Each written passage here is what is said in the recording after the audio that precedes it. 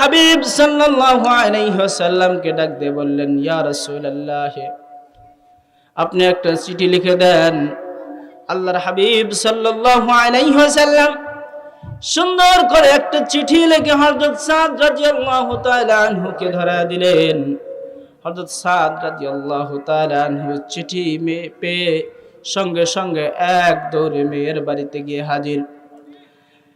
মেয়ের বাড়িতে গিয়ে মেয়ের বাপকে ডাক দিয়ে বলতেছে, এই যে মেয়ের বাপ, চিঠিখানা পড়ো আর তাড়াতাড়ি ব্যবস্থা করো।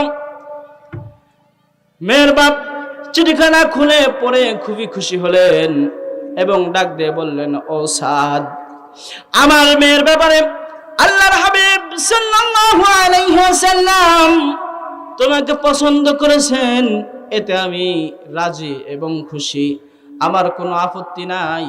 তবে আমার মেয়েটা বড়ই সুন্দরী, মদিনার মধ্যে সবচাইতে সুন্দরী নারী আমার মেয়ে, তার থেকে আমার অনুমতি নেওয়া লাগবে। তবে আমি যদি সিদ্ধান্ত নেই, আমার মেয়ে অমান্য করবে না। ভিতর থেকে সুন্দরী মহিলা ডাক দিয়ে বলতেছেন, আব্বাজান, আল্লাহর হাবিব সাল্লাল্লাহু আলাইহি ওয়াসাল্লাম আমার জন্য যে পাত্রকে পছন্দ করেছেন, আমিও সেই পাত্র নির্দ্বিধায় মেনে নিলাম। সুবহানাল্লাহ। হযরত সাদ রাদিয়াল্লাহু তাআলা আনহু রাসূলুল্লাহ সাল্লাল্লাহু আলাইহি ওয়াসাল্লামের দরবারে চলে আসলেন।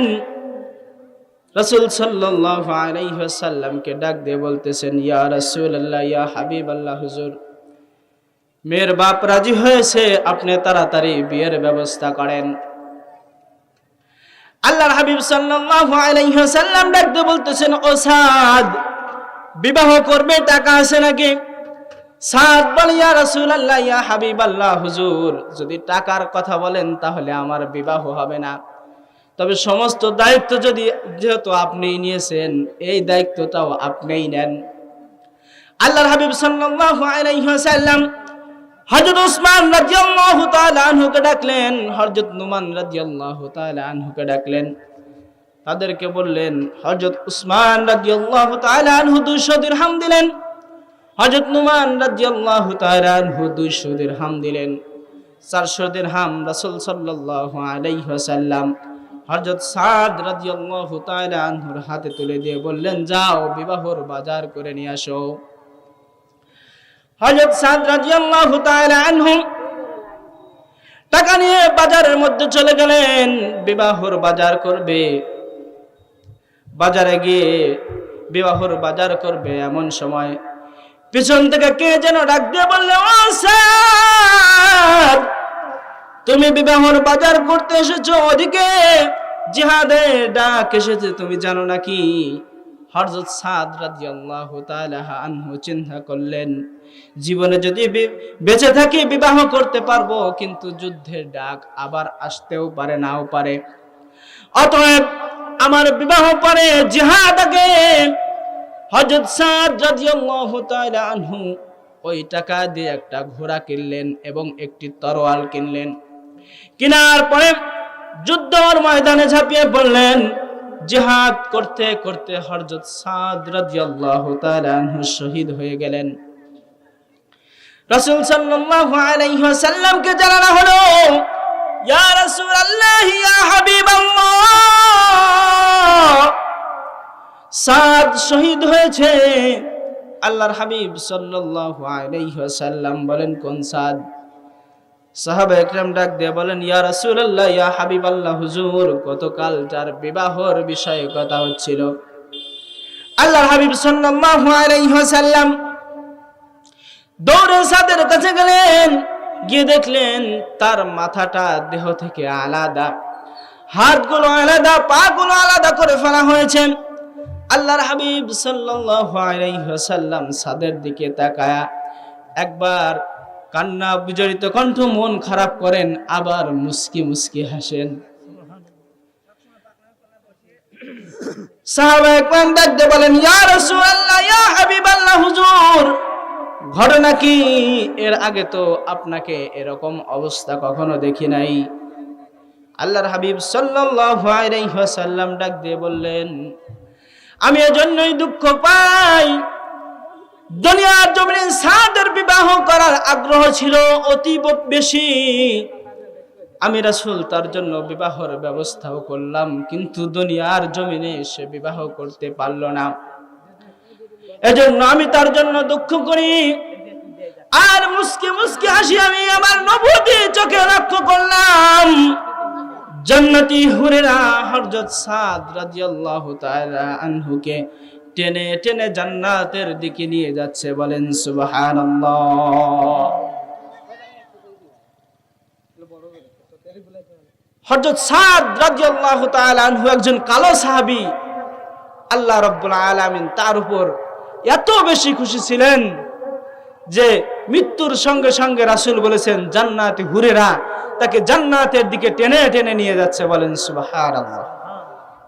এজন্য ভাইরা বাবাজিরা, চেহারা কালো বিষয় না, অন্তরটা সাদা হওয়া লাগবে। চেহারা সাদা হওয়া কোনো বিষয় না।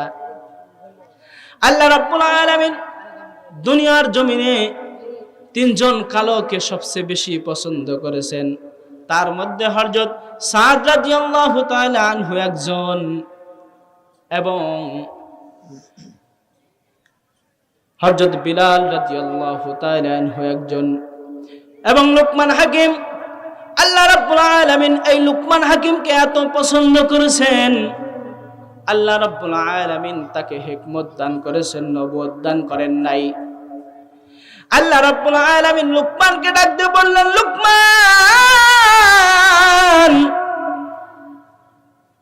তুমি হিকমত চাও নাকি নবুয়তি চাও? লুকমান হাকিম ডাক দিয়ে বলেন, আয় আল্লাহ, আপনি তো এই দুনিয়ার জমিনে যত নবী রাসূল প্রেরণ করেছেন, কোন নবী রাসূলের কাছে জিজ্ঞাসা করেন নাই। আপনি যাকে পছন্দ করেছেন, মনোনীত করেছেন, আপনি তো তাকে নবুয়ত দান করেছেন। আমি লুকমান নবুয়ত চাই না, হিকমত চাই। আল্লাহ রাব্বুল আলামিন হযরত লুকমান হাকিমকে হিকমত দান করেছিলেন। তার হিকমত দান করেছিলেন এজন্য তার মধ্যে 9টা গুণ ছিল। কয়টা? তার মধ্যে 9টা গুণ ছিল। আল্লাহ রাব্বুল আলামিন এই 9টি গুণের কারণে তাকে হিকমত দান করেছিলেন। তার এক নাম্বার গুণ হচ্ছে, তিনি যখন পথ চলতেন সর্ব অবস্থায় তার দৃষ্টিকে নিচের দিকে রাখতেন। কোন সময় কোন পরনারীর দিকে তাকাতেন না। আল্লাহ রাব্বুল আলামিন এজন্যই তাকে হিকমত দান করেছেন। বলেন সুবহানাল্লাহ। লুকমান হাকিমের 2 নাম্বার গুণ ছিল, তিনি অযথা কোনো কথা বলতেন না। প্রয়োজনীয় কথা ছাড়া কোনো কথা বলতেন না, অপ্রয়োজনীয় কোনো কথা বলতেন না। 3 নাম্বার, হালাল রুজির উপর তিনি সন্তুষ্ট ছিলেন। সারাদিন পরিশ্রম করে যতটুকু উপার্জন করেছেন তাতেই তিনি সন্তুষ্ট ছিলেন, কখনো হারামের দিকে ধাবিত হন নাই। 4 নাম্বার, তিনি লজ্জাস্থান হেফাজত করেছিলেন। সম্মানিত উপস্থিতি, আল্লাহর হাবিব সাল্লাল্লাহু আলাইহি ওয়াসাল্লাম বলেছেন, কোন যুবক যদি তার লজ্জাস্থান হেফাজত করে, কাল কিয়ামতের দিন, যেদিন সূর্য মাথার উপর চলে আসবে, 12মুখী কিরণ দিতে থাকবে, মাথার মগজগুলো টকবক টকবক করতে থাকবে, নাক কান দিয়ে বেয়ে বেয়ে পড়তে থাকবে, ওই দিন আল্লাহ রাব্বুল আলামিন ওই যুবককে আরশের ছায়ার নিচে স্থান দিবেন। বলেন সুবহানাল্লাহ। সম্মানিত হাজিরিন, এজন্য লজ্জার স্থান হেফাজত করা লাগবে। লুকমান আলাইহিস সালাতু ওয়াস সালামের 5 নাম্বার গুণ ছিল, তিনি সদা সর্বদা সত্য কথা বলতেন, কখনো মিথ্যা বলতেন না। মিথ্যা হচ্ছে সমস্ত গুনাহের মা। মানুষ যখন অপরাধ করতে যায়, তার অপরাধের মধ্যে যে কাজটা সব সময় জড়িত থাকে তা হচ্ছে মিথ্যা। বান্দা যখন মিথ্যা বলে, মিথ্যা বলার মাধ্যমে অনেক অপরাধ করতে থাকে। একটা মিথ্যা ঢাকার জন্য আর একটা মিথ্যা বলে, এরকম মিথ্যা বাড়তে থাকে, অপরাধ বাড়তে থাকে। আর যে ব্যক্তি মিথ্যা থেকে বেঁচে থাকবে, আল্লাহ রাব্বুল আলামিন অটোমেটিক তাকে সমস্ত গুনাহ থেকে দূরে রাখবেন। সম্মানিত উপস্থিতি, লুকমান হাকিমের 7 নাম্বার গুণ ছিল, 6 নাম্বার গুণ ছিল, তিনি ওয়াদা রক্ষা করতেন, অঙ্গীকার কখনো ভঙ্গ করতেন না। মানুষের সাথে ওয়াদা দিতেন, সর্ব অবস্থায় ওয়াদা ঠিক রাখতেন।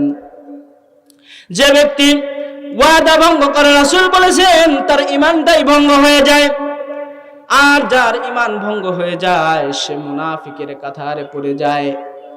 আল্লাহ রাব্বুল আলামিন কুরআন আল কারীমের মধ্যে বলেছেন, ইন্নাল মুনাফিকিনা ফিদ দারকিল আসফালি মিনান নার। আল্লাহ রাব্বুল আলামিন মুনাফিকদের জায়গা জাহান্নামের সর্বনিম্ন স্তরে রেখেছেন। অঙ্গীকার ভঙ্গ করা হচ্ছে মুনাফিকদের বৈশিষ্ট্য। সম্মানিত হাজিরিন, এজন্য অঙ্গীকার ভঙ্গ করা যাবে না, ওয়াদা ভঙ্গ করা যাবে না, সর্ব অবস্থায় ওয়াদা ঠিক রাখা লাগবে। লুকমান হাকিমের 7 নাম্বার গুণ ছিল মেহমানকে সর্ব অবস্থায় সম্মান করতেন। আল্লাহর হাবিব সাল্লাল্লাহু আলাইহি ওয়াসাল্লাম বলেন, কোন মেহমান যদি তার বাড়ি থেকে বের হয় কোন মেজবানের বাড়িতে যাওয়ার উদ্দেশ্যে, ওই বাড়ি থেকে মেহমানের বাড়ি আসা পর্যন্ত, মেহমানের বাড়ি অবস্থান করা পর্যন্ত ওই বান্দার পিছে পিছে ৭০,০০০ ফেরেশতা আসেন। আর এই ৭০,০০০ ফেরেশতা সর্ব অবস্থায় এই মেজবানের জন্য দোয়া করতে থাকেন। বলেন সুবহানাল্লাহ। কোন মেজবান যদি কোন মেহমানের সাথে খারাপ আচরণ করে আর ওই মেহমান যদি কষ্ট পায়, আল্লাহ রাব্বুল আলামিন যে ফেরেশতা নিয়োজিত করেছেন, এই ফেরেশতাগুলো যাওয়ার পথে আবার ওই মেজবানের জন্য বদদুয়া করতে থাকে। বলেন নাউজুবিল্লাহ। এজন্য মেহমানকে সম্মান করতে হবে, মেহমান আসলে খুশি হতে হবে। মেহমান যখন আসে, মেহমানের সঙ্গে সঙ্গে আল্লাহ রাব্বুল আলামিন রহমত প্রেরণ করেন। বলেন সুবহানাল্লাহ। মেহমানদারি করেছিলেন হযরত আবু তালহা রাদিয়াল্লাহু তাআলা আনহু।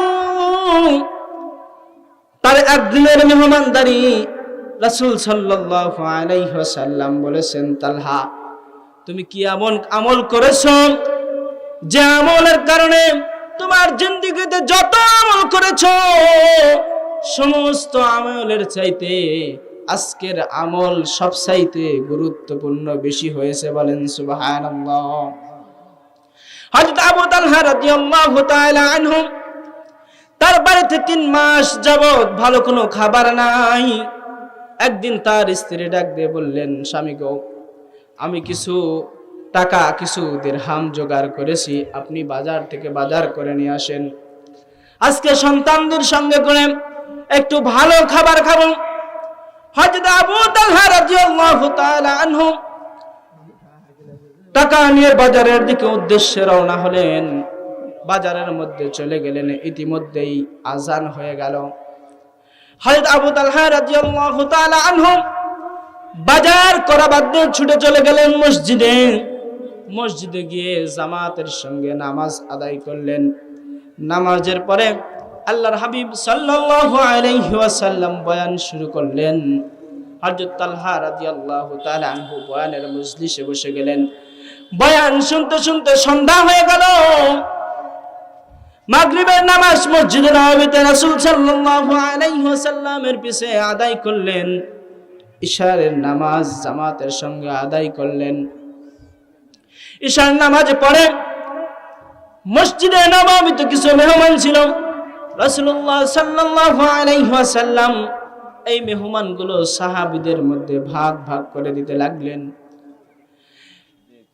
ভাগ করে দিতে দিতে শেষ পর্যায়ে একজন সাহাবা বাঁচলেন। আল্লাহর হাবিব সাল্লাল্লাহু আলাইহি ওয়াসাল্লাম তালহাকে ডাক দিয়ে বললেন, তালহা যাও, এই মেহমান তোমার সাথে নিয়ে যাও। হযরত তালহা রাদিয়াল্লাহু তাআলা আনহু মেহমানকে সঙ্গে করে নিয়ে বাড়ির দিকে রওনা হলেন। ওদিকে বিবি বাজার করার জন্য টাকা এবং ব্যাগ হাতে ধরায়া দিছে, কিন্তু বাজার করে নাই। বাজার তো নাই, সঙ্গে আবার একজন মেহমান নিয়ে বাড়িতে হাজির।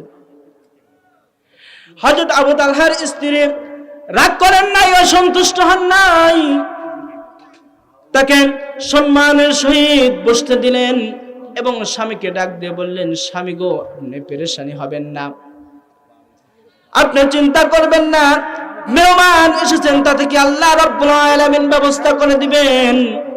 আপনি আসুন, আমার সঙ্গে আসুন। হযরত তালহা রাদিয়াল্লাহু তাআলা আনহু বিবির কাছে গেলেন। বিবি ডাক দিয়ে বলেন, ওই যে দেখেন তুষ দেখা যায়, তুষ, ওই তুষের বস্তাটা আমাকে নামায়া দেন।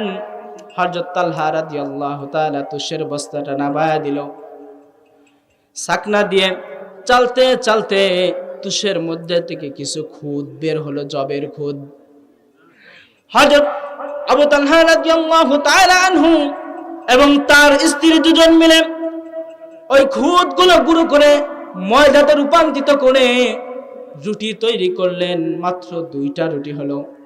স্বামীকে ডাক দিয়ে বললেন, স্বামী গো, আপনি এই রুটি দুটি মেহমানকে দিবেন এবং এমন ব্যবহার করবেন তিনি যেন বুঝতে না পারে আমাদের ঘরে কোনো খাবার নাই। মেহমানকে রুটি দুটো দিয়ে তারা তাদের নিজের ঘরে চলে আসলো। অনাহারে রাত্রি যাপন করল। সকালবেলা মেহমানকে সঙ্গে নিয়ে রাসূল সাল্লাল্লাহু আলাইহি ওয়াসাল্লামের দরবারে মসজিদে নববীতে ফজরের নামাজ জামাতের সঙ্গে আদায় করলেন। মেহমান বিদায় হয়ে গেল। হযরত আবু তালহা রাদিয়াল্লাহু তাআলা আনহু তাড়াতাড়ি করে মসজিদ নববী থেকে বের হয়ে চলে আসতেছেন। পিছন থেকে ডাক দিয়ে বলতেছেন, ও তালহা, তুমি কোথায় যাও, এদিকে আসো। রাসূল সাল্লাল্লাহু আলাইহি ওয়াসাল্লামের ডাক শুনে হযরত আবু তালহা রাদিয়াল্লাহু তাআলা আনহু থরথর করে কাঁপা শুরু করে দিলেন। হযরত আবু তালহা রাদিয়াল্লাহু তাআলা আনহু রাসূল সাল্লাল্লাহু আলাইহি ওয়াসাল্লামকে ডাক দিয়ে বলতেছেন, ইয়া রাসূলুল্লাহ, ইয়া হাবিবাল্লাহ, আপনি আমাকে একজন মেহমান দিয়েছিলেন, আমি তো আপনার এই মেহমানকে যথাযথ সম্মান করতে পারি নাই, আমাকে ক্ষমা করে দেন। আল্লাহর হাবিব সাল্লাল্লাহু আলাইহি ওয়াসাল্লাম ডাক দিয়ে বলেন, ও তালহা, জানি না তুমি এবং তোমার স্ত্রী মিলে গত রাত্রে কি আমল করেছো জানি না, কিন্তু আল্লাহ রাব্বুল আলামিন তোমাদের আমলে এত খুশি হয়েছেন যে আল্লাহ রাব্বুল আলামিন তোমাদের আমলে এত খুশি হয়েছেন যে আল্লাহ রাব্বুল আলামিন তোমাদের জীবনের সমস্ত আমলের চাইতে আজকের রাতের আমল তার কাছে সবচেয়ে প্রিয় হয়ে। আল্লাহর হাবিব সাল্লাল্লাহু আলাইহি ওয়াসাল্লাম বলেন, হযরত আবু হুরায়রা রাদিয়াল্লাহু তাআলা আনহু থেকে বর্ণিত, রাসূল সাল্লাল্লাহু আলাইহি ওয়াসাল্লাম বলেন, তোমাদের কারো আমলই তোমাদেরকে নাজাত দিতে পারবে না। সাহাবাদেরকে ডাক দিয়ে বলতেছেন, তোমাদের কারো আমলই তোমাদেরকে নাজাত দিতে পারবে না। সাহাবা একরাম ডাক দিয়ে বলেন, ইয়া রাসূলুল্লাহ, ইয়া হাবিবাল্লাহ, হুজুর আপনারও। আল্লাহর হাবিব সাল্লাল্লাহু আলাইহি ওয়াসাল্লাম বললেন, হ্যাঁ, আমারও, যতক্ষণ পর্যন্ত আল্লাহ রাব্বুল আলামিন আমাকে রহমতের চাদর দিয়ে আবৃত না করে। তবে তোমরা বাড়াবাড়ি করিও না। সকাল সন্ধ্যা রাত্রে আল্লাহর ইবাদত করতে থাকো, তোমরা কাঙ্ক্ষিত মঞ্জিলে পৌঁছাতে পারবে। এজন্য প্রিয় হাজিরিন, আমল দিয়ে জান্নাতে যাওয়া সম্ভব নয়। আল্লাহর সন্তুষ্টি অর্জনের জন্য ইবাদত করতে হবে। আর আল্লাহ রাব্বুল আলামিন যদি সন্তুষ্ট হয়ে যায়, আল্লাহ রাব্বুল আলামিন দয়া করে আমাদেরকে জান্নাত দান করবেন। বলেন সুবহানাল্লাহ। সম্মানিত হাজিরিন, আপনারা অবশ্যই এ বিষয়ে অবগত আছেন, বনি ইসরাইলকে আল্লাহ রাব্বুল আলামিন জান্নাতে খাবার প্রেরণ করেছিলেন। হযরত মুসা আলাইহিস সালাতু ওয়াস সালামের জামানায় আল্লাহ তাআলার একজন প্রিয় বান্দা ছিল।